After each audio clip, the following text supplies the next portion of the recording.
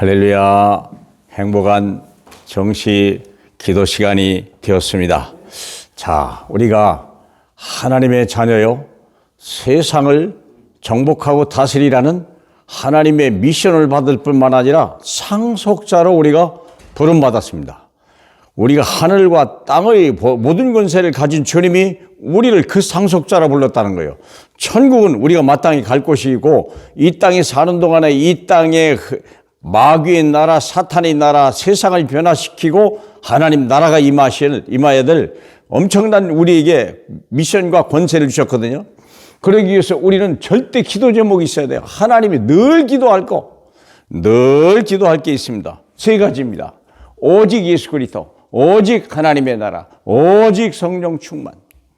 늘 길 가면 어려운 거 하나도 없어요. 근데 이거 말고는 다른 것을 받을 필요도 없어요. 왜? 이 안에 다 있으니까.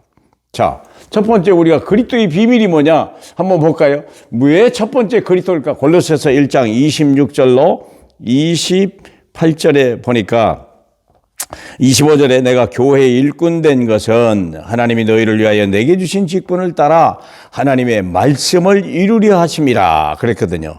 그런데 이 말씀을 이루기 위해서 비밀이 있어요. 26절.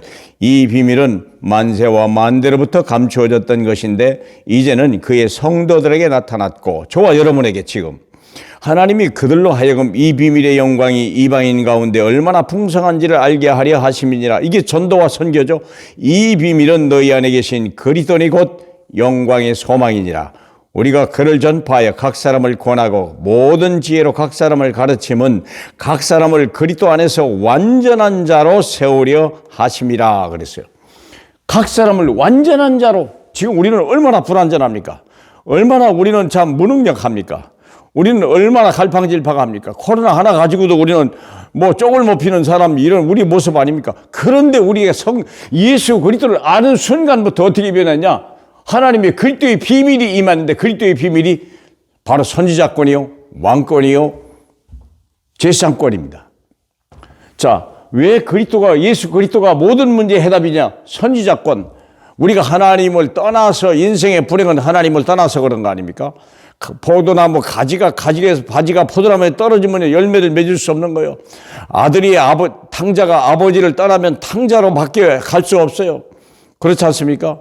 목자는 양을 잃어버리면 안 돼요. 그런데 인간이 하나님을 떠났기 때문에 하나님을 만나는 길, 요한복음 14장 6절로 오신 선지자 예수 그리스도. 내가 길이요, 진리요, 생명이다. 나로 맘지 않고는 아버지께로 나갈 자가 없다 그랬거든요. 그래서 우리는 제일 중요한 게 뭐니까 예수 그리스도 믿으면서 하나님을 만나는 길, 선지자. 두 번째 중요한 건 하나님의 아들이 이 땅에 온 것은 마귀의 일을 멸하려 하심이라. 요한 1서 3장 8절에 얼마나 많은 흑암과 재앙과 저주들이 우리에게 임하는지요. 여러분, 이런 일들이 얼마나 많은데요. 특별히 정치권을 통해서 그 하늘의 권세들과 그렇지 않습니까? 악의 영들과의 영적 싸움을 싸워야 되는데 그걸 이길 수 있는 권세가 왕권이에요. 왕권. 그리스도의 이름으로 귀신을 쫓아내고 병든 자를 낫게 하고 우리가 흑암을 결박하는 권세, 이것이 우리의 비밀 아닙니까? 세 번째, 제사장권이에요. 로마서 8장 2절에 그리스도 예수 안에 있는 자는 결코 정죄함이 없나니 생명의 성령의 법이 죄와 사망의 법에서 너를 해방하였습니다. 누가 운명에서 빠져나옵니까? 누가 지옥 권세에서 빠져나올 수 있겠습니까? 예수 말고는요, 이 제사장권으로 모든 사람을 지옥에서 건져낼 자가 없는 거예요. 마귀 운명에서 건져낼 자가 아무도 없는 거예요. 하나님을 만나는 길을 열분은 그분밖에 없는 거예요. 그래서 우리는 기도 제목이 분명해야 돼요. 오직 예수 그리스도. 두 번째, 하나님, 예수 그리스도가 담으면 당연히 오는 게 하나님의 나라입니다. 하나님 나라에는 5가지의 능력으로 나타나요. 첫째는 절대 주권. 절대 주권이란 말이 모든 건 하나님의 뜻대로 됩니다.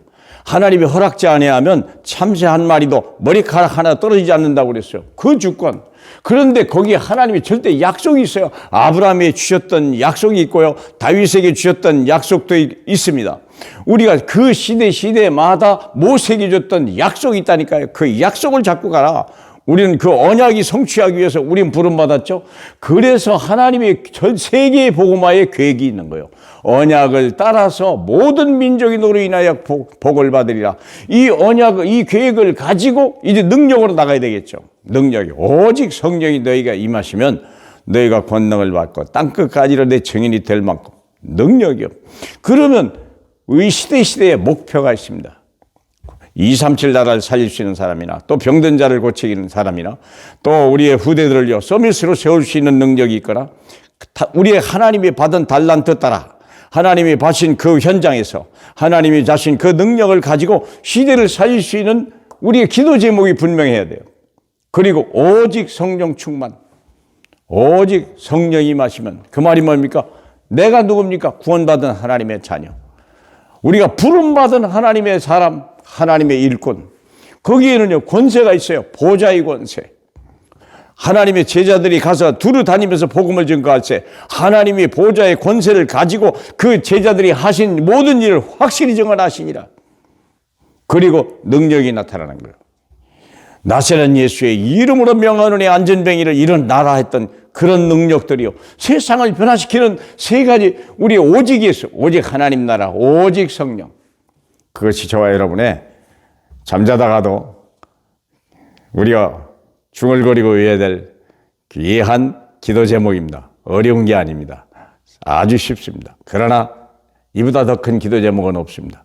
저와 여러분이 오직 138로 저와 여러분의 영혼이 잘된 같이 범사가 잘되고 강건하기를 주님의 이름으로 축복합니다.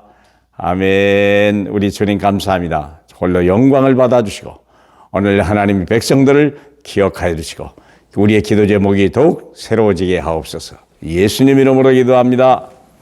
아멘.